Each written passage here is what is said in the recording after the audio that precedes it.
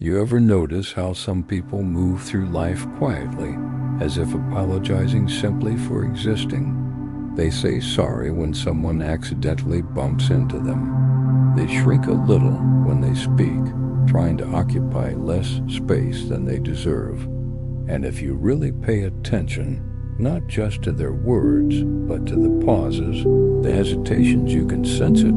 That faint, invisible echo of a childhood that didn't feel quite like love. Not all childhood neglect looks like cruelty or trauma. Sometimes it's subtle, almost invisible.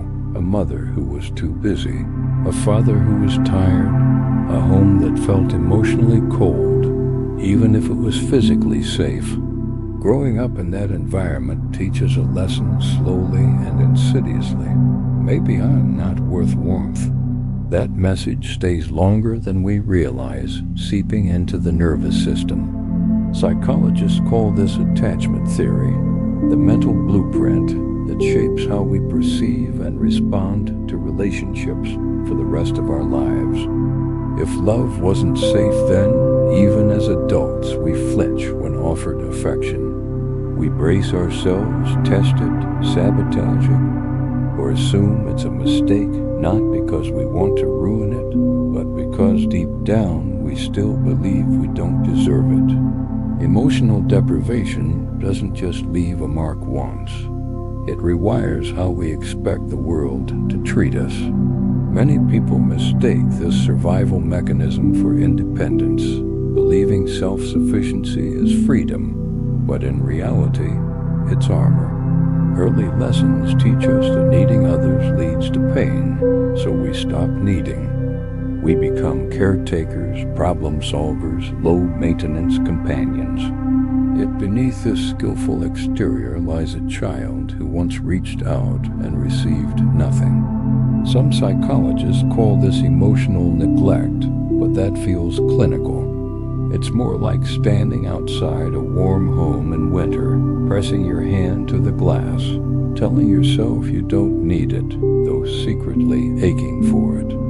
And if you grew up in that space, you likely became hyper-aware of everyone's moods, facial expressions, and subtle cues, because when love is inconsistent, predicting danger becomes a survival skill. That radar that once kept you safe now fires unnecessarily, interpreting a delayed message or neutral tone as rejection, creating patterns of overthinking and withdrawal that can follow into adulthood.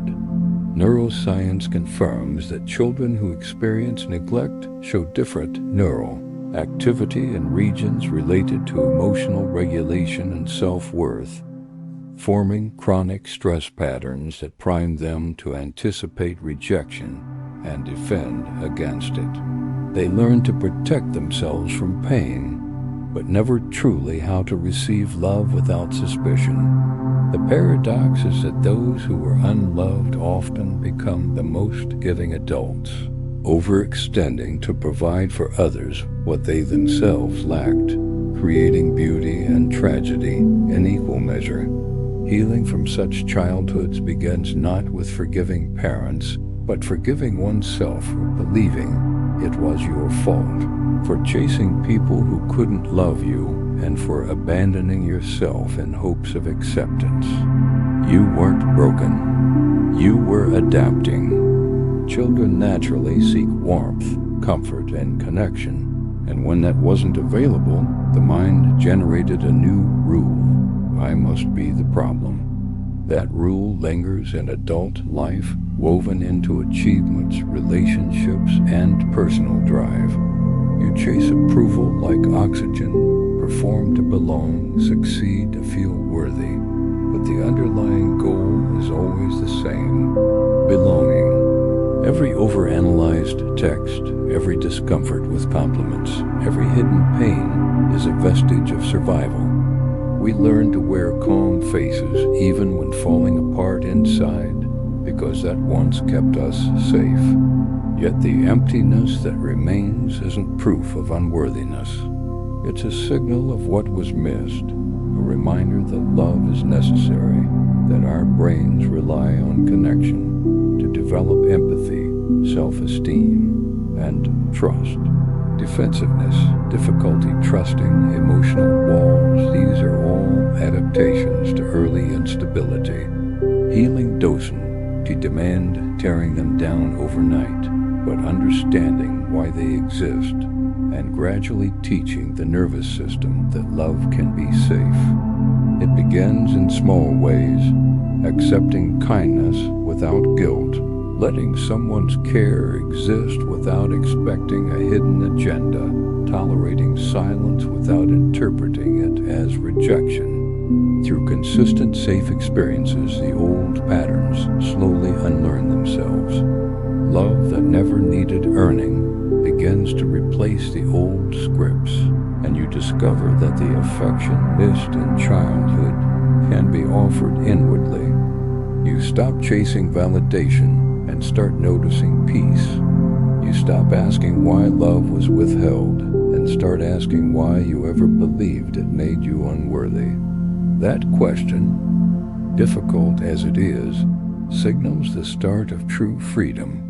You begin to see that the personality you cultivated, the perfectionism, overthinking, vigilance, was once a survival map drawn by your younger self, not an immutable truth. Rewriting that map requires patience, repeated experiences of safety, and deliberate self-compassion. Speaking even when nervous, accepting warmth without suspicion, comforting yourself without judgment. Over time, the body and mind relearn that the world can be safe, that connection does not demand performance.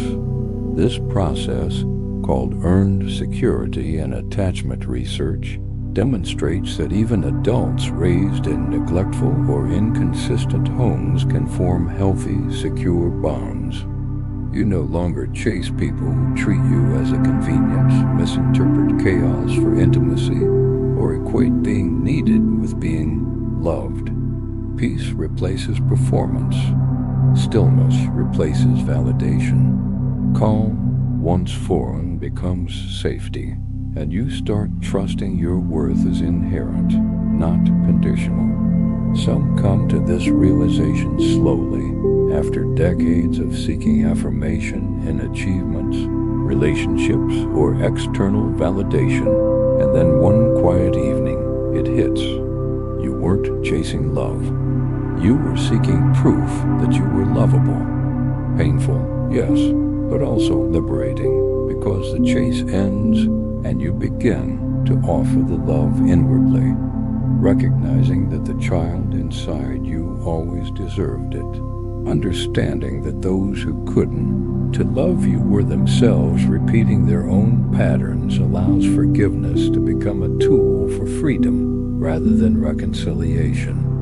You give yourself closure, your own validation, your own acceptance, and that becomes the quiet miracle of healing. The brain's plasticity ensures that it is never too late to form secure attachments or rewire defensive habits. As you replace survival maps with maps of safety, the internal dialogue changes. I am allowed to exist fully. Love is my birthright. The right people will stay for who I am. These shifts aren't mere affirmations. They are acts of reclaiming your narrative. Healing doesn't erase what happened. It honors it while freeing you to create a life where love is safe, abundant, and reciprocated. Those who endured childhood emotional deprivation often develop profound empathy, an ability to hold space, and an appreciation for connection that others may never experience. The longing you feel is not weakness, but proof of your wiring for love. And by offering it inwardly, you reclaim both the child and the adult, providing the safety and presence once denied. The quiet power of healing lies in realizing that survival was never about failing to love. It was about learning to protect yourself until love could be trusted. When you stop running, stop seeking external proof, and stop overcompensating, Your inner child finally feels seen, heard, and safe. You begin to act as the parent you needed, patient, nurturing, understanding, and protective. What was once defensive silence transforms into intentional stillness. Introversion, caution, and vigilance become wisdom, and your presence, grounded in authenticity, naturally commands respect. The heart that once ached for attention now beats with a quiet certainty. You were never unworthy, and the love you craved has always been within reach when you allow yourself to receive it. The child who waited for someone to see them fully finally discovers that someone is you. And in that recognition, the journey of survival becomes the journey of self-restoration, proving that even after absence, love can be reclaimed, celebrated, and returned freely.